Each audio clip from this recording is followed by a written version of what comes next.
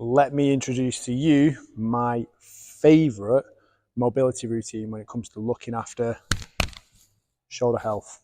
So the first thing that you need to do is choke the band up above head height. Doesn't matter whether it's the top of the pull-up rig or if it was just somewhere higher up towards the top of that. If you can attach it to a pull-up bar, that's perfect. The next thing, and this is the most fundamental part to getting this right and being able to really relax and let the band do the work.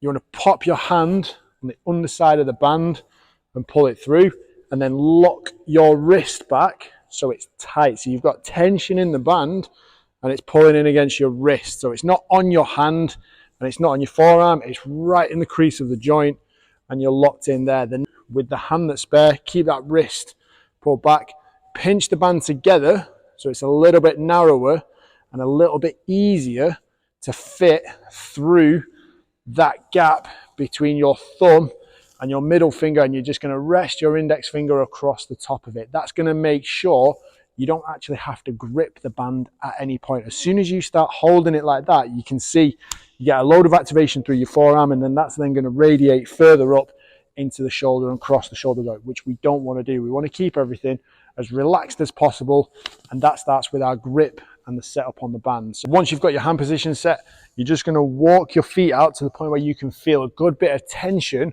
pulling the band. And if you notice that little drop out action of the shoulder there where the scapula protracts up and away and lengthens everything through the lats, that's where I want to be. So I'm going to allow that to happen, allow that shoulder to be pulled away from the joint, and then I'm going to drop my chest through and relax into that position where the arm is in line as comfortably as possible with the ear and the head, and elevated, even if possible, a little bit above that.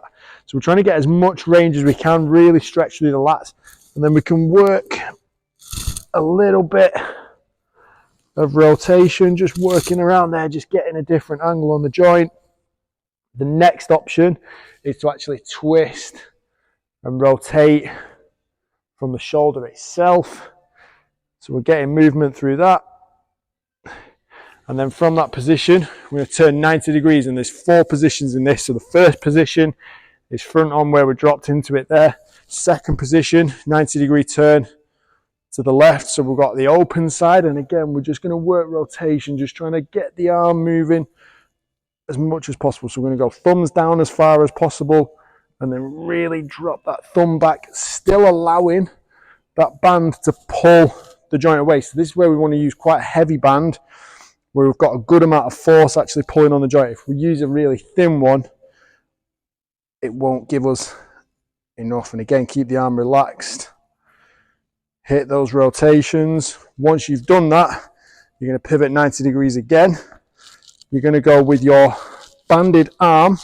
That leg is going to be the back leg. So right arm in the band, right leg is going to be behind. And then from here, we're going to allow it so it's a little bit like you're throwing a ball from this position.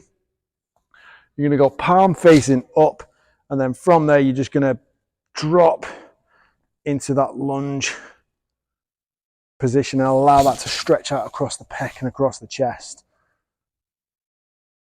Again, just drop in for reps on there and keep everything relaxed, keep everything smooth. Don't fight the tension at any point. The last one, another quarter turn. This last one, again, that right leg, that outside is going to be the back leg.